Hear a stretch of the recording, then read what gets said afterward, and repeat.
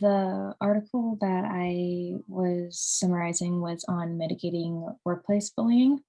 And the question from the article was, will a strong conflict management climate neutralize the escalation and development of workplace bullying? So essentially they wanted to know that if managers were keeping an eye on coworkers and a little bit more in tune with what was going on in the workplace between the conversation and communication, if that would de-escalate workplace bullying. So the methods that they use is data was gathered by the Statistics Norway nationwide survey in Norwegian workforce. There were 1,197 participants with an average baseline age of 45.40 years old, whom 52.1 were women, 47.9 were men, so it was pretty close. Questionnaires were sent out via email, where 32% of responses were the 1,197 employees who became part of the research. These participants were then moved to the T2 sample and given a 5-point scale survey with questions about their workplace conflict ranging from never, occasionally, monthly, weekly, or daily. From there, over the course of a year, a strong conflict management climate was implemented to see if there was a de-escalation of workplace bullying when it was being monitored by higher management. For the T2 group, those were the only people sorry, lost my place. Only those who were working in that group were thought to be in weak conflict management climate and were actually exposed to bullying. So this was a part of the process. And then what they found, obviously, like as expected, the data from the research showed that a strong conflict management climate buffers escalation of workplace bullying and neutralizes the escalation and development of workplace bullying. So kind of like what they expected when they were doing the research. It was proven that if these behaviors are caught, it'll prevent further escalations. It was shown that the behavior of bullying will develop in interpersonal conflicts between coworkers and become even more aggressive and escalated in the situation if the situation is not stopped or intervened by management. So essentially, the longer it's ignored, the worse it becomes. And then the key takeaways from this were having motivated and successful managers in the workplace that are committed to conflict resolution is necessary for healthy and cohesive workplace environments. And making sure that departments have this type of care is not only beneficial for an organization, but also for the workers within the organization. Let's see. I think, is that it? No? Perfect. Yep. Awesome. Yeah. So yeah, so essentially like what they were assuming from the research was what they found. Obviously, if you have somebody who's monitoring conversations and who is being an advocate for people, workplace bullying is considered very aggressive, what the article was saying. And so it only gets worse as time goes on without being stopped. So that's what they found. Wait, just to be clear, so the group, so there was 1,197 participants, mm-hmm. and they so they implemented a conflict management protocol into the company or into that group essentially? Yeah. So what was that protocol? So within these participants, like these employees were found to be in a weak conflict management already. So they didn't have like a lot of supervision on what was going on within their departments and what was going on within like conversation between them. And so they were exposed to more workplace bullying to see like what would happen if within that. And then within like a year's time, they became more protocol on a conflict management climate. Oh, okay. So wait, so I got you. So yeah. They determined from the whole sample, there was 32% of the sample was the actual ones that they mm-hmm. wanted to study because they were in sort of a weak conflict management. Mm-hmm. Yeah. And they were also experiencing bullying. Mm-hmm. Yeah. Well, they were in a weak conflict management climate, so there wasn't a lot of supervision with them, and then they were exposed to bullying throughout a time. Like by the researchers exposed them to bullying? Yeah. It was like, wow, how did that happen? I don't think the article really went into much of that.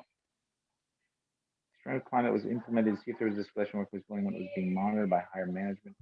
Yeah, I'm wondering if it wasn't mentioned that much in the article, in the research. I'm wondering if it was just like a result of the fact that it was a weak conflict, that it wasn't a very productive conflict management climate. Yeah. I'd be interested if they did implement workplace bullying. I'd be interested to hear how they did it, like ethically. But Yeah. you know, I don't. I'm wondering. I wonder what.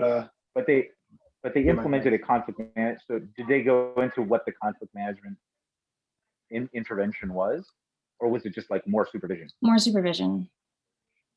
So feeling like there was someone actually monitoring Yeah, and something things that in was, progress. it talked a lot about like the escalation of bullying. That was like a main point of the article. So how aggressive it is when it starts and like the different processes of it. And when it gets to like level like 2 or 3 out of like the 4, it becomes like traumatic. So they were like trying to follow like what like level it's at and like stop it like at the first one when we not before it comes like official, which is like the last level. So once someone becomes like offended or there's something that's like bothering somebody between like 2 parties and they were trying to like, "Oop, like let's cut this out right now." Yeah, so I guess so this kind of speaks to the general philosophy of conflict resolution, which is don't sweep it under the rug, right? Try to talk about it as quickly as possible, be assertive, get Yeah, it like following done. the process. Hmm. Yeah, because the longer you wait, the more time has to fester. It'll probably get worse. Yeah, Exactly. Yeah. yeah. This bullying, bullying behavior is interesting because there's so much literature on bullying behavior in organizations. And Yeah. it's always interesting to like what is considered bullying behavior. Yeah. I don't know how they defined it in this one, but I thought they did because I've been bullied at work like a couple different like occasions and different jobs. And when I was reading it, I was like, okay, like this makes like a lot of sense. Like the process and like the steps, like the levels, like, yeah, like I experienced that. Like, yeah, this was like definitely something that was like irritating and like bothering. So I thought that they did a really good job of like analyzing that and just like obviously like the results from that. If you're going to have somebody like mitigating something in the workplace like this, it's gonna stop. yeah, I mean, it's there's I'm just kind of from some of my experiences of like helping coach people through conflict at workplaces.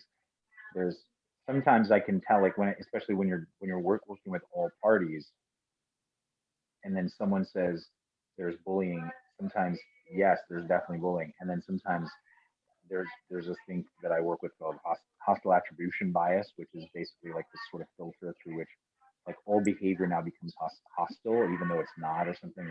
And so someone gets in that mindset and it starts feeling like I'm being bullied, but the person's actually just kind of being normal, and their behavior is actually not. It's like benign, but it seems like it's being hostile, and so it's the measure of bullying is probably it. I'd be interested if there is some sort of standard measure for bullying, like what actually constitutes bullying behavior versus the perception of bullying behavior or something like that. Yeah. Is there a difference there? Mm-hmm. Yeah, I wonder what that looks like on a measurement level. What does the questionnaire look like? I know we've done studies before on workplace bullying, and kind of looked at those, but it's been a while, so this is a good kind of reminder. But it would be interesting to see, dig deeper into that difference between hostile attribution bias and what actually is workplace bullying. Yeah. There's this there's an important, like, I don't know what to call it, like some movement or this important sort of uh, concept in our social world right now that I think involves bullying, but like victimization, bullying, part of the Me Too movement, part of the systemic racism sort of movement, and all that stuff of just like there's this difference between impact versus intention. Was someone intending to be bullying versus the impact that it felt like it was bullying, and how do we measure those things, and at what point do we intervene in those types of things, and so I mean that's one thing that I found is tough to look at in organizations and in societies, like how are we measuring these different elements. So like if someone says there's bullying behavior or there's discrimination or something, do we have a clear way of saying, yes, that is, because we've measured it, if that is indeed, or maybe it's not that behavior, but it's being perceived that way, or the impact is having an impact in that way. So what do we change? Do we change the behavior, or do we change the way it's perceived, or what?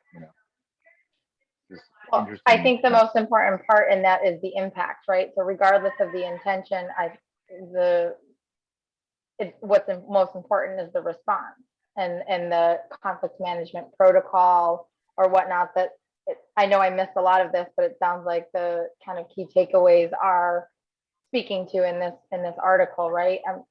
I hear you, Jeremy. Intention and impact is a lot, and perception of bullying varies.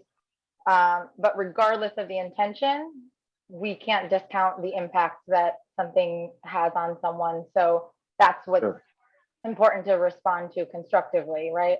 And I think I caught you say something early when I first hopped on, Jeremy, of just generally speaking, this is highlighting the need for conflict management protocols earlier, right? Earlier preventative type of policies and procedures in place.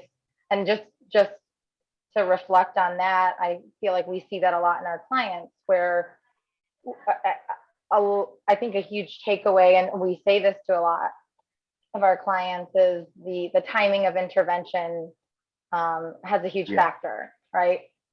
So I think it's important for organizations and companies out there, teams in general, to be mindful of this. I think it's especially the intention versus impact and how they don't always align.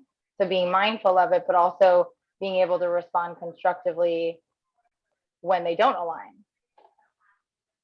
Yeah, I mean, it speaks to the need for proactive conflict management, like early on, like let's have good protocols, like a good conflict management systems designed right up front, so we can mitigate some of this stuff going in. Because like when we get called in, a lot of times, sometimes it's too late. It's got the conflict's gone on for a year or 2 years or whatever, and no one's done anything about it. Then they want to call us in because things are blowing up. It's like, you should have nipped this in the bud like when it first happened. So yeah, certainly, it's just harder. It takes more time and it takes more energy. It's not that it's impossible, but it's harder. So yeah. And then with that comes more cost. More expensive. Yep. Yeah, on the financial level, but also on the emotional, physical, mental level for all of the people involved. Oh yeah. Right? Well, I think a lot of people they get tied up into like an identity of being in the conflict, and then at some point they have such trouble seeing themselves as someone who's not in this conflict anymore. They almost can't imagine not being in this conflict, in this space or something. And it's like they have to kind of reimagine who they would be in this environment without being in this conflict. Who does that person look like? I think that's like what's so great about this work in mediating, is like helping people separate like who I am from like what my problem is.